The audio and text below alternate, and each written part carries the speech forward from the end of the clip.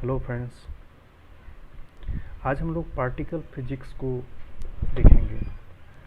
ये बहुत ही hot topic और कम समय में ज़्यादा मार्क्स उठाने वाला ये एक टॉपिक है। तो हम लोग देर ना करते हुए हम लोग आगे बढ़ें। तो सबसे पहले हम लोग ये देखते हैं, यहाँ से मुख्यतः CSIR और गेट में इसका क्वेश्चन आता है। डायरेक्ट क्वेश्चन होता है इसका, कंजर्वेशन चेक करना, कौन सा ये EM में है या फिर किस में है, ये सब हम लोग चेक करते हैं। इलेक्ट्रोमैग्नेटिक में है या वीक है या स्ट्रॉन्ग है, कौन सा फील्ड है, तो ये सब हम लोग यहाँ से चेक करते हैं। तो ये डायरेक्ट क्वेश्चन इसका आता है और MSc क्लासेस के लिए भी ये है। तो हम लोग देखते हैं, यहाँ पर पार्टिकल को दो भागों में बांटा गया था, एक बोसोन और एक फर्मियन। ये दो पार्टिकल्स होते हैं।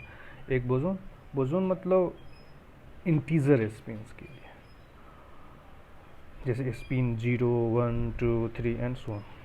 और फर्मियंस जो होता है वो स्पिन, हाफ स्पिन, 3/2, 5/2, इस प्रकार के जितने भी स्पिन्स होते हैं, तो ये उनके लिए है। तो फिर बोसोन्स को भी दो भागों में बांटा गया, मासलेस और मेसोन पार्टिकल। दो भागों में इसको बांटा गया था, मासलेस और मेसोन में।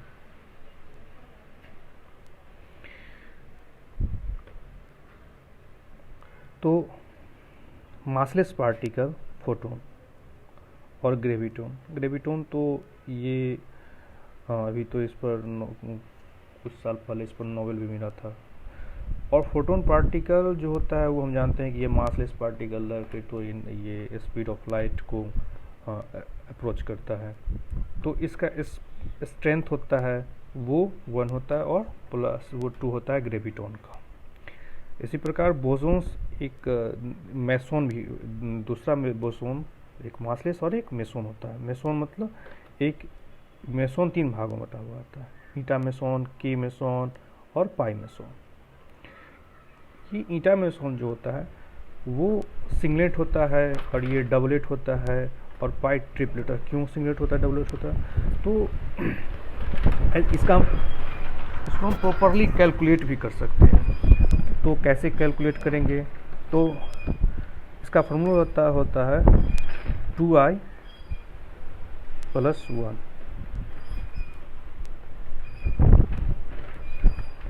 2i + 1। तो ये ईटा होता है, ईटा के पास में ईटा 1 होता है, एक ईटा होता है। तो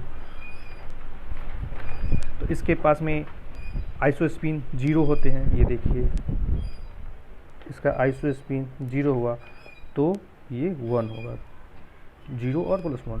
इसी प्रकार से के मेसोन के पास में हमारे पास आइसोस्पिन कितना होता है, हाफ होता है। तो कैलकुलेटर कीजिए, 2 + हाफ कैंसिल, 1 1, तो ये डबलेट हुआ 2। इसी प्रकार से ये पाई मेसोन के लिए हमारे पास में आइसोस्पिन 1 होता है। तो ये 3 हो गया, 2 1 + 1 3। तो 3 क्या क्या होता है, पाई + -0 1। तो ये हमारे पास में पाई मेसोन्स होते हैं। तो ये मेसोन होता है, इसलिए ये बरियन नहीं है। बरियन तो यहाँ है, इसलिए ये बरियन नहीं है। ये लेप्टॉन भी नहीं होता है, ये आइसोस्पिन इसका 1 होता है। चलिए, तो ये हमारे पास में 3 हुए पाई मेसोन, और ये के +, -0, के- और के -0। तो ये इसके पास में 4, इसका ये दोनों, और ये आइसोस्पिन और इसका स्ट्रेंथ, ये इसका स्ट्रेंथ है। ये याद रखिएगा, ये सब जितने लिखे हुए चीज़ें सबको मेमोरी में रखना है। और इसका ये हो गया। और ये फर्मियन, ज़्यादातर क्वेश्चन फर्मियन से आते हैं और मेसोन से आते हैं, इससे नहीं आता है क्वेश्चन, इससे आता है, मेसोन से आता है। मेसोन्स में खास करके ये की मेसोन से और पाई मेसोन से क्वेश्चन आते हैं। तो फर्मियंस दो प्रकार के होते हैं, लेप्टॉन्स और बेरियंस। अग्री? तो लेप्टॉन्स दो प्रकार के होते हैं। इसमें एक पार्टिकल बना दिया गया था, और जब उस समय जब रिसर्च हो रहा था, जब इसको देखा गया, इसकी एनर्जी देखी गई, तो उसमें एक एक्स्ट्रा एनर्जी आना शुरू हो गया था, मोमेंटम, एंगुलर मोमेंटम। तो उसको कंजर्व करने के लिए, कंजर्वेशन लाने के लिए न्यूट्रिनो का उसी समय से प्रचलन में आ गया था, कंजर्वेशन देखने। तो ये बहुत ही ब्रॉड टॉपिक है, इस पर कई रिसर्च अभी जा रही हैं, और बहुत ब्रॉड टॉपिक है न्यूट्रिनो फिजिक्स। तो लेप्टॉन्स मुख्यतः हम लोग यहाँ पे देख, इलेक्ट्रॉन, म्यून एंड टाउन। इसका लेप्टॉन है इसलिए लेप्टॉन 1 होगा, बेरियन नहीं है इसलिए बेरियन 0 होगा। इसका स्ट्रेंथ पार्टिकल होगा, इसका S बराबर में 0 इसलिए लिखते हैं। और इसका इलेक्ट्रॉन का बनता है न्यूट्रिनो, म्यून का बनता है न्यूट्रिनो, टाउ का बनता है टाउ न्यूट्रिनो। और फिर अगर यहाँ पर रहेगा पॉजिट्रॉन रहे तो क्या होगा? पॉजिट्रॉन होगा तो लेप्टॉन्स जो होंगे वो माइनस में चले जाते हैं, -1 हो जाएगा। और इसका एंटी हो जाएगा तो एंटी न्यूट्रिनो उस पर बार लग जाता है, सेम तीनों के लिए होगा। तो इस पर ये इसका हो जाएगा, इलेक्ट्रॉन का बन जाता है पॉजिट्रॉन, E+ होता है, फिर म्यू का माइनस का अपोजिट हो जाता है म्यू+, टाउ का पॉजिटिव होता है टाउ प्लस। तो इस प्रकार से ये वेरी करना शुरू हो जाता है। और ये इसका नंबर प्लस जो है सो माइनस में, जब हम लोग कैलकुलेट करेंगे, जो मैथमेटिकल टूल्स का यूज़ करेंगे, तो उस समय वो प्लस माइनस में उसकी पैरिटी को ले जाएंगे। उसकी L जब प्लस लिखेंगे तो उस समय माइनस लिखेंगे, ठीक है। और याद रखिएगा यहाँ पर ये 3 अलग अलग चीज़ें, इलेक्ट्रॉन, म्यून एंड टाउन। कभी भी जब हम कंजर्व करते हैं तो इलेक्ट्रॉन अलग कंजर्वेशन होना चाहिए, म्यून का अलग कंजर्वेशन होना चाहिए, टाउन का अलग कंजर्वेशन होना चाहिए, ठीक है। ताकि इलेक्ट्रॉन, म्यून, टाउन, तो इसको ऐसे लिखें, electronic lepton, muonic lepton and tauonic lepton, तीनों एक साथ रहे तो भी किसी इक्वेशन में अगर इलेक्ट्रॉन, म्यून और टाउन चाहिए कि कोई 2 रहे तो हम लोग किसी एक को ही लेंगे, लेप्टॉन्स का इलेक्ट्रॉन लेंगे। जैसे कि हमारे पास में माना कि इलेक्ट्रॉन रहे प्लस में म्यून रहे, ऐसे नहीं। जैसे यहाँ पर ये +1 प्लस में समथिंग, और वो बनाता है कंजर्वेशन ऑफ म्यू माइनस के लिए, और ये इलेक्ट्रॉन। तो ये जो केस होगा, ये केस और ये केस, तो कंजर्वेशन जब हम देखेंगे तो इलेक्ट्रॉनिक लेप्टॉन के लिए तो ये 1 हो जाएगा, लेकिन ये हमारे पास में 0 हो जाएगा। फिर सेकेंड राउंड में अगर चेक करेंगे तो म्यून, तो ये प्लस हो जाएगा और ये माइनस हो जाएगा, सॉरी ये 0 हो जाएगा, ये प्लस और ये माइनस, दोनों तीनों का हम अलग अलग करते हैं, ठीक है। तो अब हम लोग देखते हैं बेरियंस। बेरियन जो होते हैं वो किसमें, न्यूक्लियंस होते हैं एंड हाइप्रॉन्स होते हैं। बेरियंस को 2 भागों में बांटा गया, न्यूक्लियंस एंड हाइप्रॉन्स। तो ये जो न्यूक्लियंस और हाइप्रॉन्स, न्यूक्लियंस मतलब जब कोई एटम होते हैं उसके यहाँ न्यूक्लियस में क्या क्या होता है, न्यूट्रॉन एंड प्रोटॉन और इलेक्ट्रॉन चक्कर करता है। तो न्यूक्लियस में क्या क्या हमारे पास में होते हैं, N एंड P, ठीक है, N एंड P।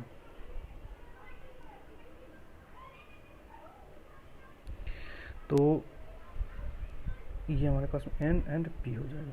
तो ये बेरियन नंबर है, हाँ है +1, इसीलिए इसका भी +1 हो जाएगा। फिर लेप्टॉन नंबर नहीं है इसलिए 0, स्ट्रेंथ इसका 0 होता है, आइसोस्पिन इसकी हाफ होती है, हाफ और हाफ फिर 1, तो ये इसका